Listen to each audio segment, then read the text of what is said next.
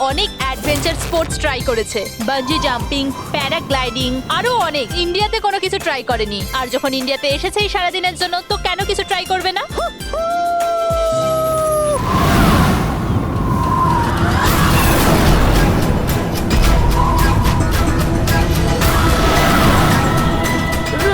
রনির কিছু হয়েছে, জন, রনির কিছু হয়েছে, দেখো।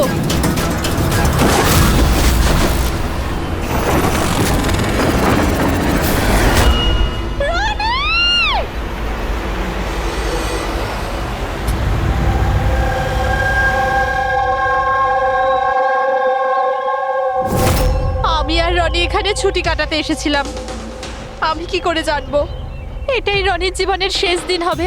দেখো, আমরা জানি এই সময়টা খুব কঠিন, কিন্তু প্লিজ ভেঙে পড়ো না। আমি এবার নিউ ইয়র্কে গিয়ে ওর বাবাকে কি জবাব দেবো? আমরা একসাথে এসেছিলাম, কিন্তু ফিরে যাব একা। আপনি কাউকে সন্দেহ করেন কে মারতে পারে রনিকে? স্যার, রনিকে কেউ কেন মারবে? আমরা তো এখানে কাউকে চিনিও না।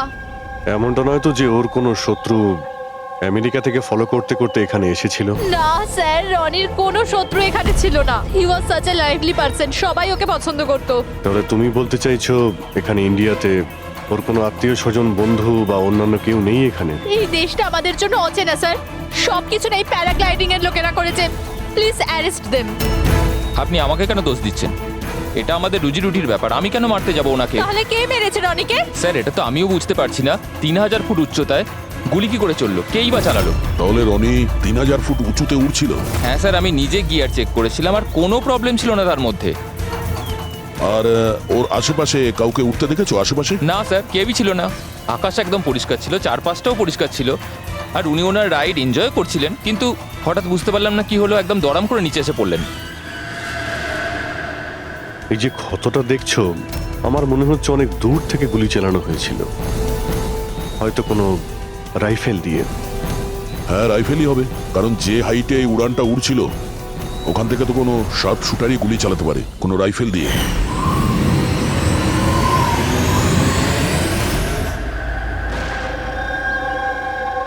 এখানে আশেপাশে কাউকে বন্দুক বা রাইফেল নিয়ে দেখেছিলে কাউকে? এখানে বন্দুক আনা অ্যালাউ নয় স্যার। আপনি আসল বন্দুকের কথা বলছেন স্যার? পুজোর ক্যাপ বন্দুক ফাটানোরও অনুমতি নেই। আপনারা কাউকে দেখেছেন এখানে? না ম্যাম, না তো। না না ম্যাম। আচ্ছা আলিয়া, আপনি যখন এখানে এলেন রনির সাথে, আপনার কাউকে সন্দেহ হয়েছিল? মানে কেউ আপনাদের ফলো করছে, এমন কোনো লোক যে গন্ডগোলের মনে হচ্ছে? না স্যার, এরকম তো কেউ ছিল না। তাহলে কি গুলি আকাশ থেকে চলেছিল নাকি? স্যার, আমি তো বললাম রনি স্যারের আশপাশে তো কেউই উড়ছিল না, তাহলে আকাশ থেকে গুলি চালালো কে? হ্যাঁ স্যার, আকাশে কেউ ছিল না। আপনি চাইলে এই ফুটেজগুলো চেক করতে পারেন, এখানে কেউ নেই ওর সাথে।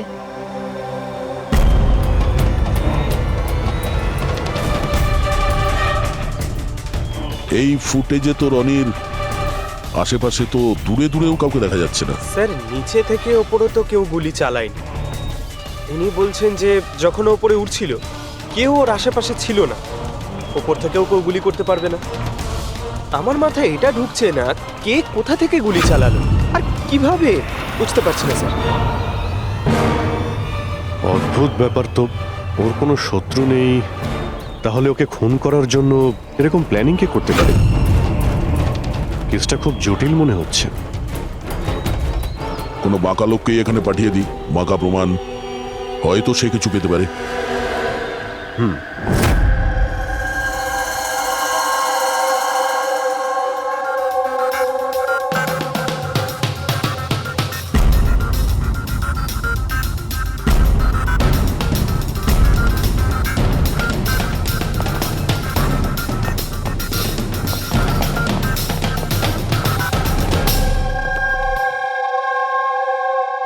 আরে বাহ, আজকে আপনারা দুজনে এমন ভাবে কাজে ডুবে আছেন যে মনে হচ্ছে যে অনেক প্রমাণ আমাদের হাতে দিয়ে আমাদেরকে পাঠাবেন এখান থেকে।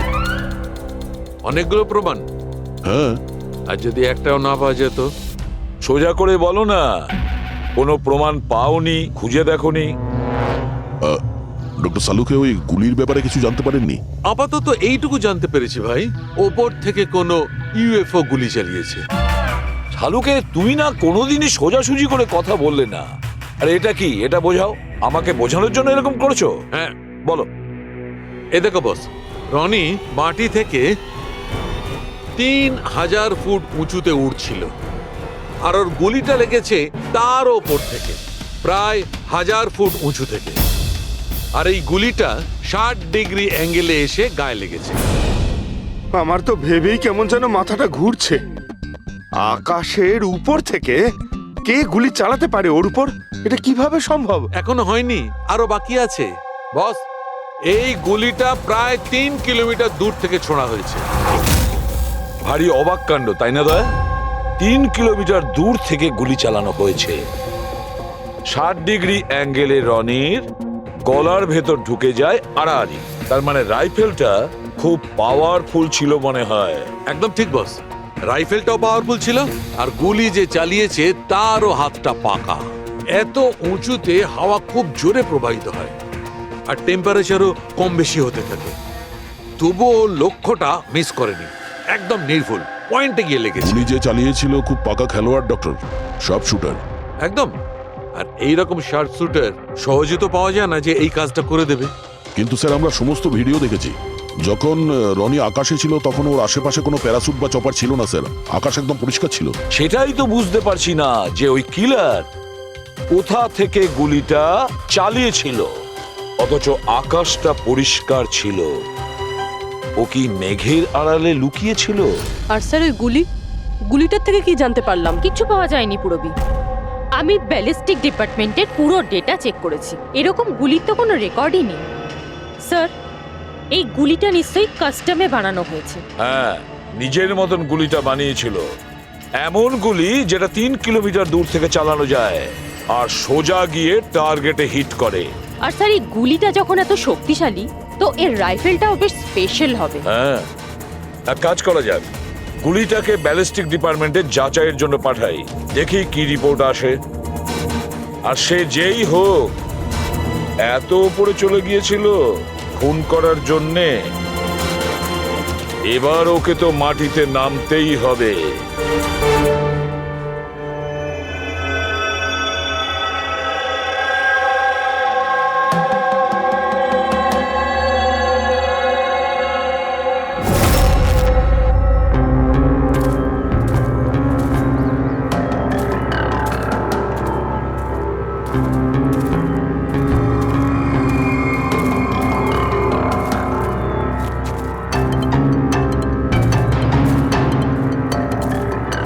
ব্রাদার, উই ক্যান ডু ইট। আরে ইয়ার গুরু, আর চলতে পারবো না, খুব হাঁপিয়ে গেছি আমি।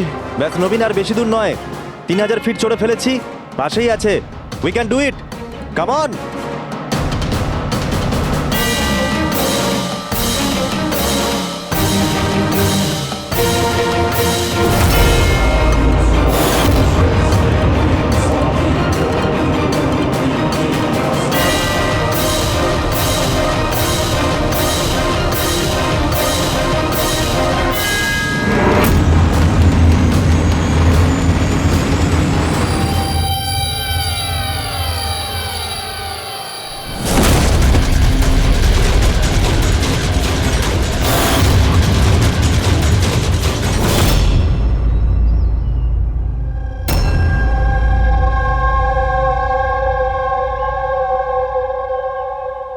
এমন মনে হচ্ছে যে রনির মার্ডারের ফটোকপি দেখছি।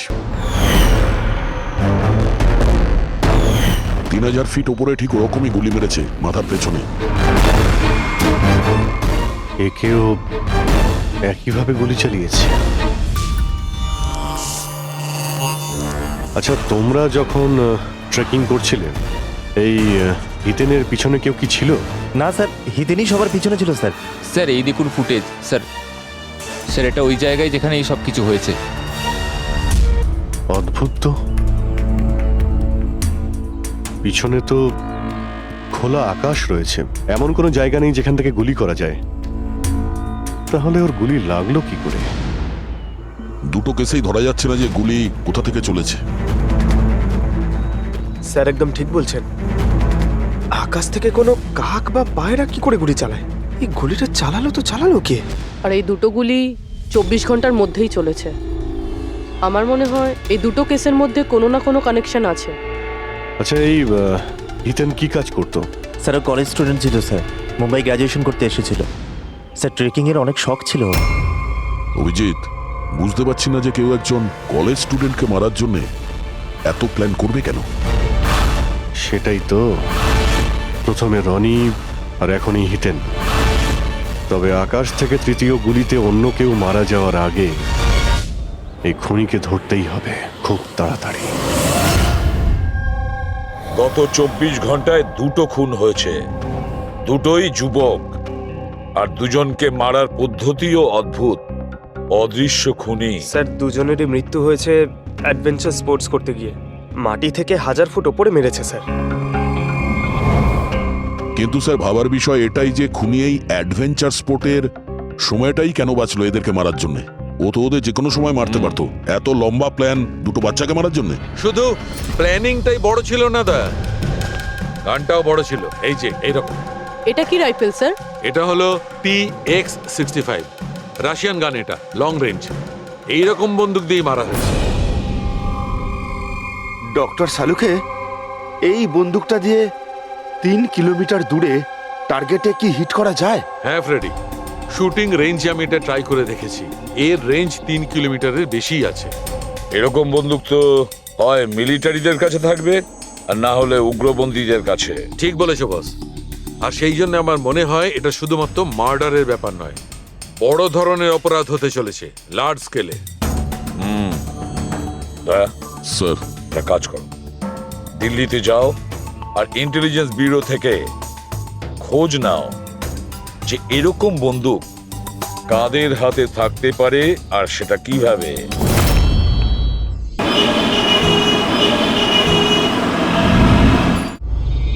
এই সমস্ত খুন এই রাইফেল দিয়েই হয়েছে। আর আপনারা তো জানেনই, এরকম হাই প্রোফাইল রাইফেল তো সবার কাছে থাকে না। আপনি একদম ঠিক বলছেন স্যার। আর যেটা আমাদের দেখা দরকার সেটা হলো এই রাইফেলটা যদি কেউ কিনতেও চায় তাহলে কিনতে পারবে না। এটা একটা কিংবা দুটো পিসে বিক্রি হয় না, বড় অ্যালটমেন্ট হয় এগুলোর। তাহলে কয়েক বছর আগে যে আতঙ্কবাদী হামলা হয়েছিল তার মধ্যে এই ধরনের রাইফেল ইউজ হয়েছিল? হ্যাঁ স্যার। তাহলে আপনাদের কোনো আতঙ্কবাদী গ্রুপের উপর সন্দেহ হয়? আগে হ্যাঁ স্যার, যদি আমাদের সন্দেহ ঠিক হয় তাহলে আমরা জানি যে এর পেছনে ঠিক কার হাত আছে। কার? এই অঞ্চলেই কিছুদিন আগে আমাদের আর্মি অনেক অস্ত্র আটক করেছিল। ওই অস্ত্রের মধ্যে এই রাইফেলটাও ছিল। হ্যাঁ প্রতাপ, স্যার, সমস্ত আতঙ্কবাদী মরে গেছে, ওদের মধ্যে একজন পালিয়ে গেছে, তবে আমরা সমস্ত হাতিয়ার আটকে নিয়েছি। ওয়েল ডান প্রতাপ। স্যার, আর যে টেররিস্টরা পালিয়ে গেছে তাদের সম্পর্কে সমস্ত পোস্টকে অ্যালার্ট করে দাও। তাহলে এই কাজ ওই আতঙ্কবাদীর হতে পারে যে পালিয়ে গিয়েছিল ওখান থেকে। হ্যাঁ স্যার। আর আমাদের ইনফরমেশন অনুযায়ী এই আতঙ্কবাদী গ্রুপ খুব বড় একটা কিছু করতে চলেছে। বোধহয় এটাই সেটা শুরু। এই দুটো অপরাধ সাধারণ কোনো খুন নয়, এটা নিশ্চয়ই কোনো বড় সড় ষড়যন্ত্র, কোনো দুষ্কৃতী আক্রমণ ঘটতে চলেছে। হ্যাঁ স্যার। আর এই খুনগুলোকে আটকানোর জন্য প্রথমে আমাদের আকাশ থেকে চলা গুলির রহস্য ভেদ করতে হবে স্যার। আর এই রহস্যের কিনারা করার জন্য সবার আগে আমাদের এটা জানতে হবে যে এই আতঙ্কবাদীরা রনি আর হিতেনের মতো সাধারণ লোকের হত্যা কেন করলো। আচ্ছা, এমন কি কমন আছে এই দুটো কেসে? স্যার, দুটো মার্ডারই আকাশে হয়। দুবারই গুলি উপর থেকে চালানো হয়েছে, পুরো পাওয়ারফুল রাইফেল দিয়ে। এটা প্রফেশনাল শার্প শুটারের কাজ হবে। আর স্যার, এই দুটো কেসেই কোনো ভ্যান্টেজ পয়েন্ট নেই, আর এমন কোনো জায়গা নেই যেখানে বসে খুনি এই দুজনকেই গুলি করতে পারে। তেমন কোনো জায়গা ছিল না, তেমন কোনো জায়গা ছিল না। খুন করার এটাই মূল কারণ নয় তো? তাহলে স্যার আপনি বলতে চাইছেন যে খুনির কাছে বসে গুলি চালানোর কোনো জায়গা ছিল না, আর ও এটা শিওর হতে চেয়েছিল যে টার্গেট যেন কোনোভাবেই মিস না হয়, সেই জন্যই ও এদের উপরে প্র্যাকটিস করছিল। Exactly Abhijit, exactly. সে গুলি ছোড়ার প্র্যাকটিস করছিল। তার মানে স্যার, ওর আসল টার্গেট অন্য কেউ? স্যার যদি কোনো ভ্যান্টেজ পয়েন্ট নাই থাকে তাহলে ও গুলি চালাচ্ছিল কোথা থেকে? পঙ্কজ, উত্তরটা তোমার প্রশ্নের মধ্যেই লুকিয়ে আছে। আচ্ছা এটা বলো, আমরা মানুষ ডানা ছাড়া আকাশে কিভাবে ওড়ে? স্যার এরোপ্লেন বা হেলিকপ্টারের মাধ্যমে। ব্যাস, তুমি তোমার উত্তর পেয়ে গেছো। কিন্তু স্যার ওখানে ওই ক্রাইম সিনে আকাশের ওপর কোনো চপার তো ছিলই না স্যার, না কোনো কেবল কার ছিল ওখানে। তাহলে অন্য কিছু থাকবে, অন্য কিছু থাকতে পারে। অভিজিৎ, ম্যাপটা বের করো, ওই এলাকার চারপাশটা ভালো করে দেখো, দেখো এমন কিছু পাওয়া যায় কিনা। এমন কিছু আছে নাকি যেখান থেকে মানুষ হাওয়ায় উঠতে পারে? জঙ্গল আছে, আর হ্যাঁ, দুটো হট এয়ার বালুন রেঞ্জও রয়েছে। একটু দেখো তো, যেখানে খুন হয়েছিল সেখান থেকে এটা কতটা দূরে? স্যার এই দুটো 60 কিলোমিটার রেডিয়াসের মধ্যে। তাহলে একটা কথা তো কনফার্ম, খুনি ওখানে হট এয়ার বেলুনে বসেছিল আর সেখান থেকেই ও গুলি চালিয়েছিল 3 কিলোমিটার দূর থেকে। স্যার কেউ যদি হট এয়ার বেলুনে চড়তে চায় তাহলে আগে থেকে বুকিং করতে হয়, এমনি কেউ যেতে পারে না। কোনো ব্যাপার না, তোমরা ওই হট এয়ার বেলুনের অফিসে গিয়ে খোঁজ নাও যে এমন কোন টুরিস্ট ছিল যে ওই দুটো দিনে।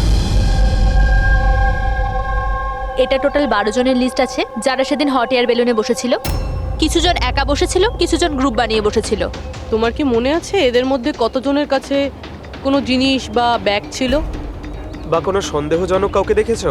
না, বদমাস তো কাউকে লাগছিল না, কিন্তু একজন বয়স্ক আন্টি ছিলেন, পিঠে একটা ব্যাকপ্যাক ছিল আর চোখে চশমা আর মাথায় টুপি পরেছিলেন। হ্যাঁ, আমরাও অবাক ছিলাম যে এই বয়সে এই সব ট্রাভেলিং এর ইচ্ছা। আর যখন ফটো তোলা হচ্ছিল উনি লজ্জা পাচ্ছিলেন আর নিজের মুখ লুকোচ্ছিলেন। রবি, এই বয়স্ক আন্টি শার্প শুটার শুনে একটু অদ্ভুত লাগছে না? হ্যাঁ স্যার, আমি এখানে পাইলট। 25শে ফেব্রুয়ারি স্যার সব মিলিয়ে আমি 6 জনকে এয়ার বেলুনে চাপিয়েছি স্যার, আর 2 জনকে দিনের স্যার।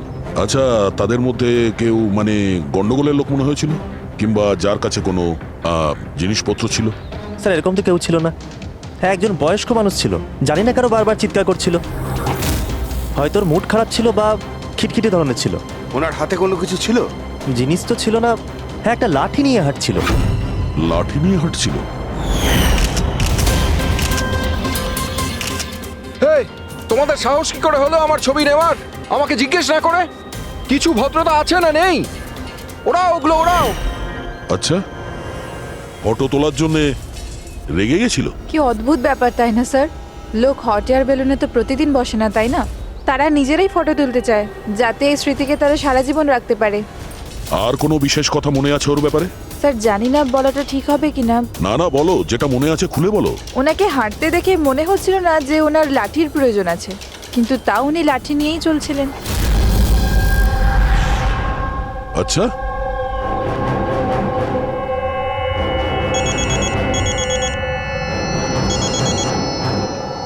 হ্যাঁ স্যার। কিছু জানতে পারলে? স্যার এখানে একজন বয়স্ক মহিলা এসেছিল আর তার হাতে একটা ব্যাকপ্যাকও ছিল।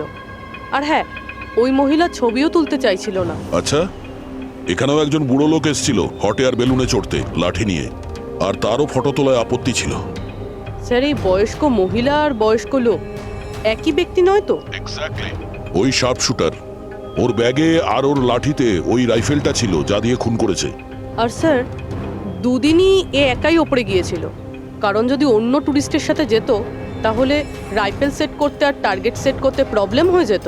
না পুরবি, আমার মনে হচ্ছে ও একলা যায়নি। মানে ওই হট এয়ার বেলুন চালানো আর সঙ্গে এই রাইফেলটা চালানো, দুটো কাজ একসঙ্গে করা মুশকিল। ওই হট এয়ার বেলুনের পাইলটও ছিল সঙ্গে। মানে স্যার এই অপরাধে পাইলটও যুক্ত? একটা কাজ করো, ওই পাইলটটাকে ধরো তাড়াতাড়ি। ওই দিন ওই বয়স্ক মহিলাকে বেলুনে উপরে কে নিয়ে গিয়েছিল? পাইলট কে ছিল? সঞ্জীব ছিল।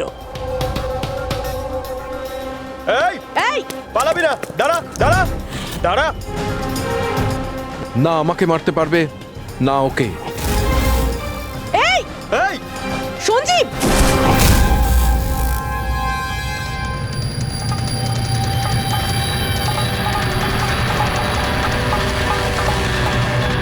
আরে তো প্রাণ দেওয়ার জন্য একদম তৈরি ছিল। এটা কোনো ছোটখাটো মার্ডার নয় পঙ্কজ, অনেক বড় মিশন। যদি তাড়াতাড়ি আটকানো না যায় তাহলে বড় সড় বিপদ হবে। আচ্ছা গীতা, 24শে ফেব্রুয়ারি যে লোকটা গ্রুপে যেতে চাইছিল না, একলা যেতে চাইছিল, ওর পাইলট কে ছিল? কে নিয়ে গেছিল? সোলো ট্রাভেলারকে তো দিনেশ নিয়ে গিয়েছিল। অদ্ভুত ব্যাপার দিনেশ, এতক্ষণ ধরে চুপ করে আছো, কিছু বলছো না কেন? তোমরা আমাকে ধরতেই পারবে না।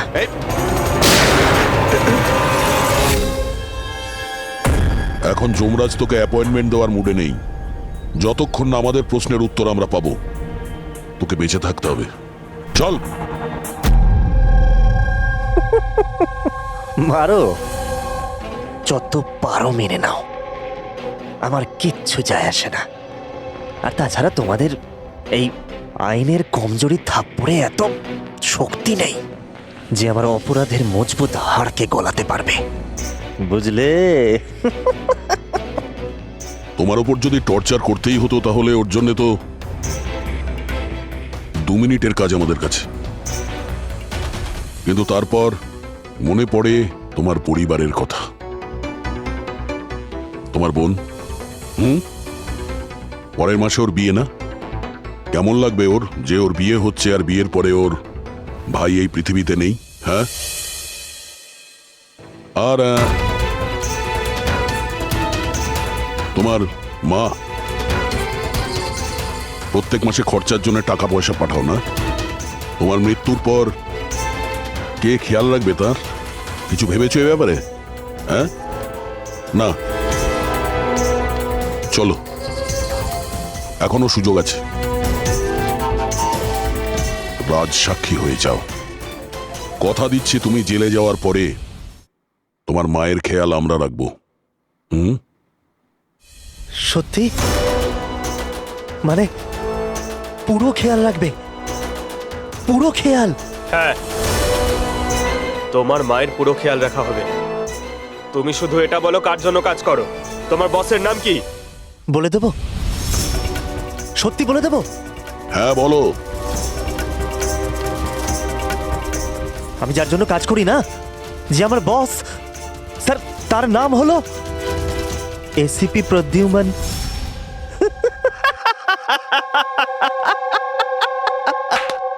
এসিপি প্রদ্যুম্ন, যাও ধরে নাও আর গ্রেফতার করে নাও তাকে। বলেছিলাম না আমি কিচ্ছু বলবো না, যা করার আছে করে নাও। সিআইডি কোথাকার। সিআইডি। বস বস।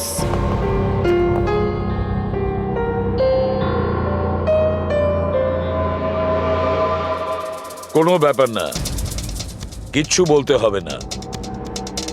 এখন না তোমাকে কিছু জিজ্ঞাসা করব, কিছু বলার জন্য তোমাকে আমরা জোর জবরদস্তিও করব না, কিচ্ছু করব না। শুধু একটাই কাজ করব, আমরা তোমাকে ঘুমোতে দেব না। শুতে দেবেন না? এমনিতেও আমি জেগে থাকলেও আমি আপনাদের কিছুই বলবো না। কোনো প্রয়োজন নেই, কিচ্ছু বলো না, কিন্তু আমরা শুতে দেব না তোমাকে। ওকে ভাই দয়া, আমি এটা শুনেছিলাম যে মানুষ কোনো কিছু না খেয়ে অনেক দিন সার্ভাইভ করতে পারে, কিন্তু না ঘুমিয়ে কত কষ্ট হবে এই বেচারার। তোর বাঁচাটা খুবই মুশকিল, আমি এসব দেখতে পারবো না।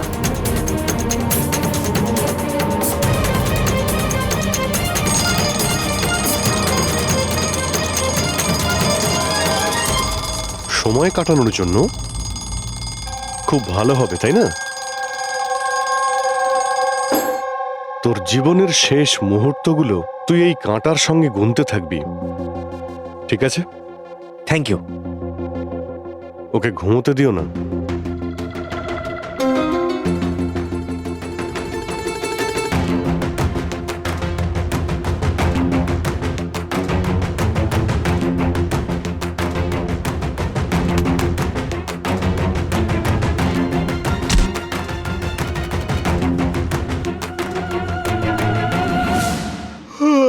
ফ্রেডি স্যার, আরে কোথায় আছেন আপনি?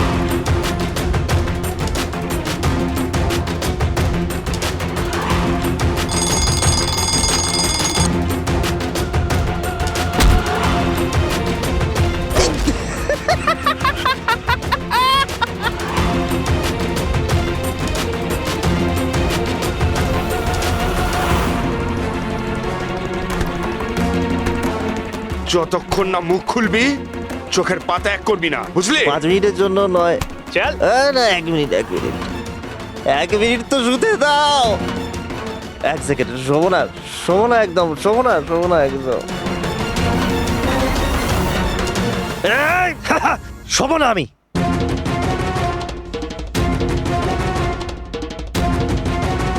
এবারও ভেঙে পড়বে।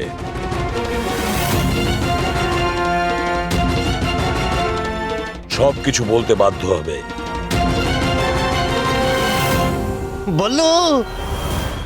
বললো তুই শুবি না, ওঠ।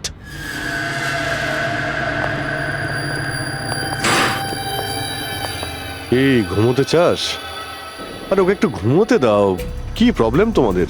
ঠিক আছে, তোমাকে ঘুমোতে দেবো আমরা। আগে বলো যে তোমাদের গ্রুপের প্ল্যানটা কি? এই, বলছি, আমার নাম দীনেশ নয়,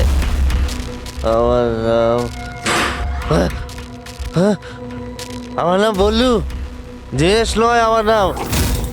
আর আমাকে স্পেশালি এই মিশনের জন্য তৈরি করা হয়েছিল। আর যে 2টো মার্ডার হয়েছিল না, ওটা প্র্যাকটিস ছিল।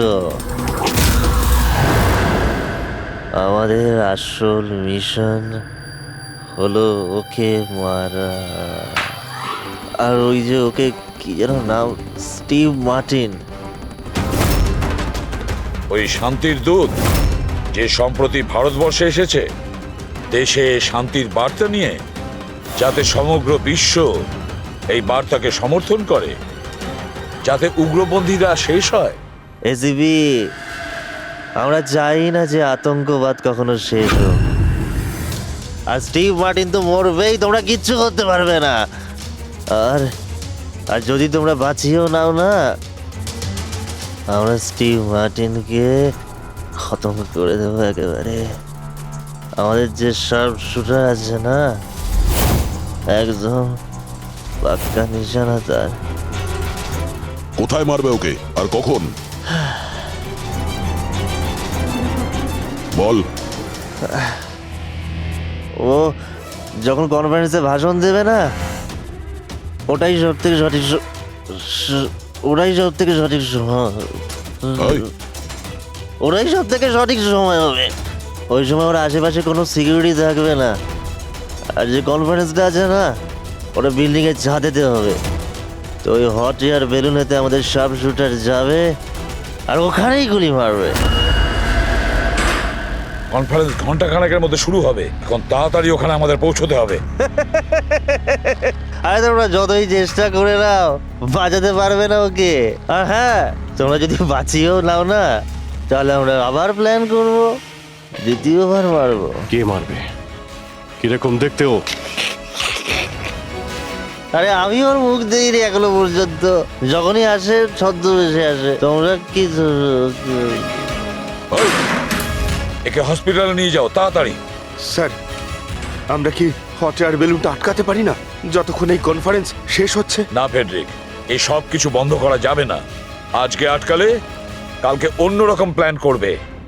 আজকের প্ল্যান আমরা জানি, আজই ওদেরকে ধরবো।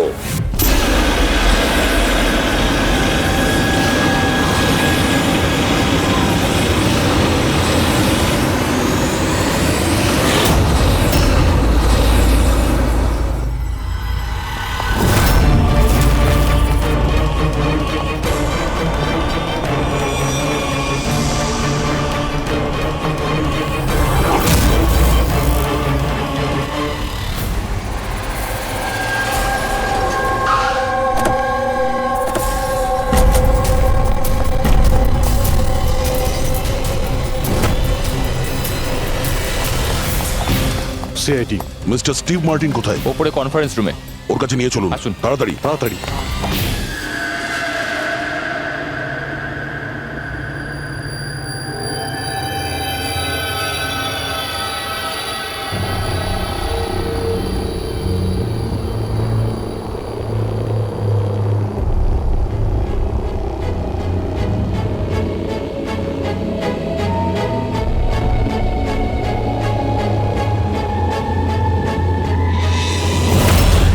স্যার এখানে 4টে বেলুন আছে, 2টো ওপরে আছে আর 2টো রেডি হচ্ছে। আমার সামনে যে বেলুনটা আছে স্যার, ওতে একটা কাপল আছে আর ওই ছেলেটার কাছে ব্যাকপ্যাক আছে। নজর রাখো ওদের উপরে। কারা কারা আসছে কারা কারা যাচ্ছে সবাইকে ফলো রেখো, ওকে?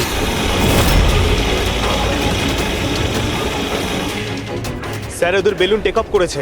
হ্যাঁ,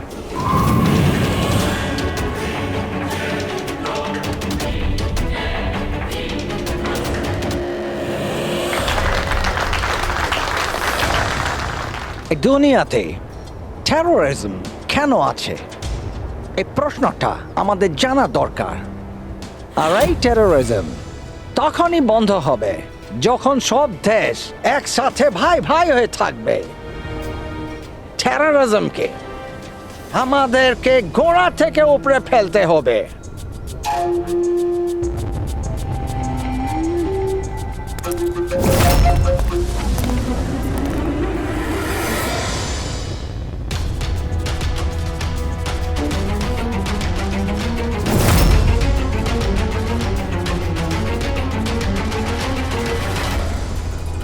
দুজন মিউজিশিয়ানকে দেখছি, ওরার জন্য তৈরি হচ্ছে। ওদের হাতে গিটারের ব্যাগ আছে। এবার এটা বলা খুবই মুশকিল যে ভেতরে গিটার আছে নাকি গান।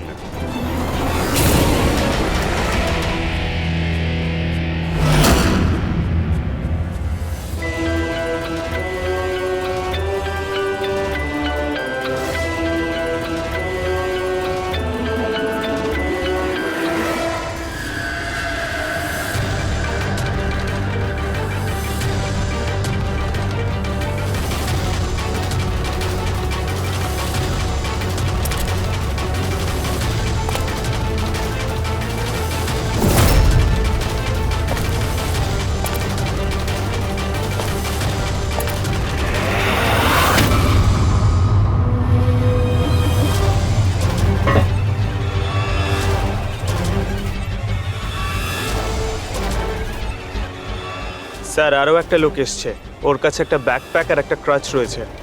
অপেক্ষা করা যাক।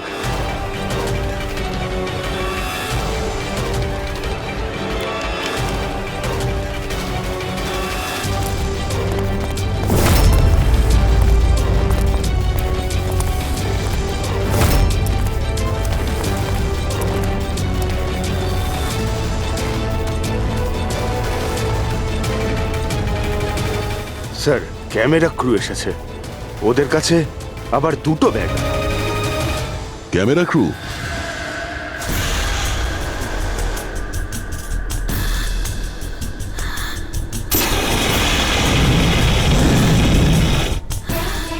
ওদের দিক থেকে নজর সরিও না, নজর রাখো ওদের উপরে।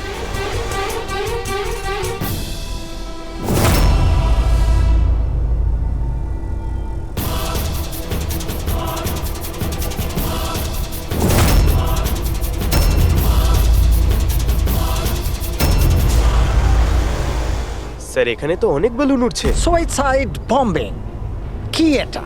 কেউ নিজের খুশিতে নিজের প্রাণ কি করে দিতে পারে? জীবন precious. Oh no, We need to respect এতগুলো বলুন, আর সব এর মধ্যে দেশে আমরা যেটা খুঁজছি সেটা কোনটা? মনে হচ্ছে ছদ্মবেশে এসছে, মুখ দেখে গন্ডগোলের মনে হচ্ছে।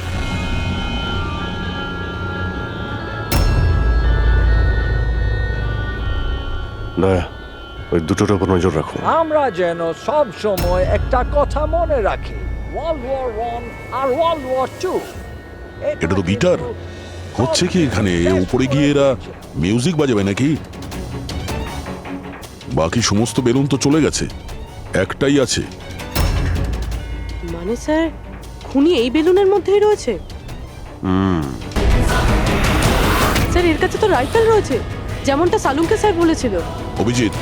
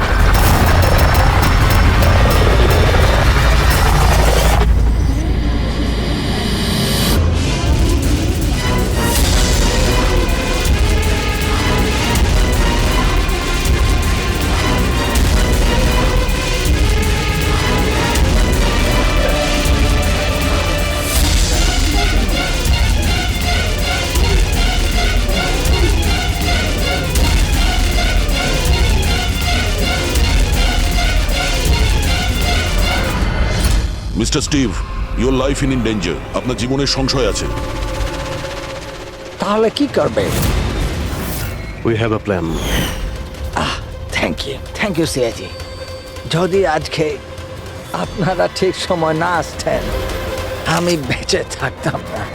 দেখুন, বিপদ কিন্তু এখনো কাটেনি, ঠিক আছে? এখনো খুনিকে ধরতে পারেনি, সেই জন্য be safe, be careful. Okay Freddie, Pankaj, ওই বেলুনে নজর রাখো, চোখের বাইরে যেন না যায়। হ্যাঁ স্যার, আমরা বেলুনটাকে ট্র্যাক করছি।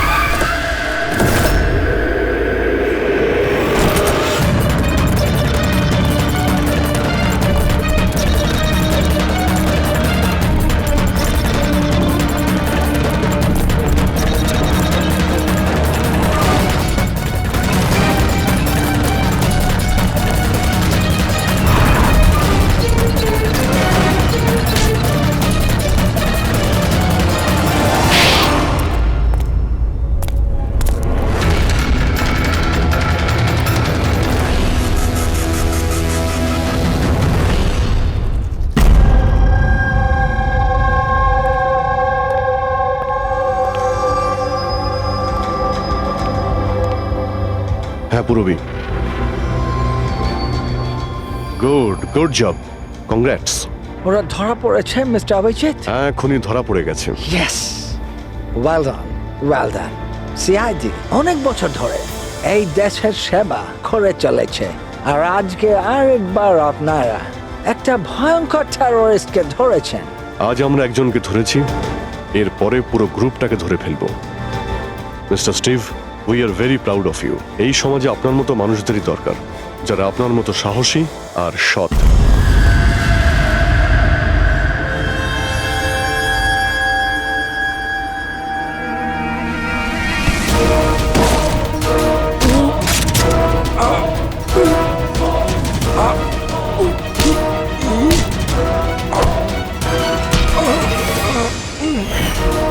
তাহলে তুমি ছদ্মবেশে রনি আর হিতেনকে মেরেছ? তোমার মতো একজন সব সুপার জেলের ভাত খেয়েও ফাঁসির অর্ডার আসার আগে পর্যন্ত। তোমার কি মনে হচ্ছে তোমরা আমাকে ধরে নিয়েছো তো স্টিভ প্রাণে বেঁচে যাবে? কখনো নয়। আমাদের ক্ষমতা এত বেশি যে তোমাদের আইন এটা খুঁজতে খুঁজতে হাঁপিয়ে যাবে, কিন্তু আমরা শেষ হব না। শেষ হবে তোমাদের এই দেশ। শোন ছাড় পোকা, আমাদের দেশের উপর অনেকে খারাপ নজর দিয়েছে, আবার চলেও গেছে। জানিস আমাদের দেশ কত বছর স্বাধীন হয়েছে? ৭৪ বছর। আর এই ৭৪ বছরে আমাদের দেশের জওয়ানরা জানি না কত আতঙ্কবাদীকে মেরেছে। আজ তোর পালা, কাল তোর সঙ্গীদের পালা। আমাদের দেশ থাকবে, খুব ভালোভাবেই থাকবে। আর এই দেশ থেকে যদি কোনো জিনিস চলে যায়, সেটা হলো আতঙ্কবাদ। বুঝেছিস? আতঙ্কবাদ।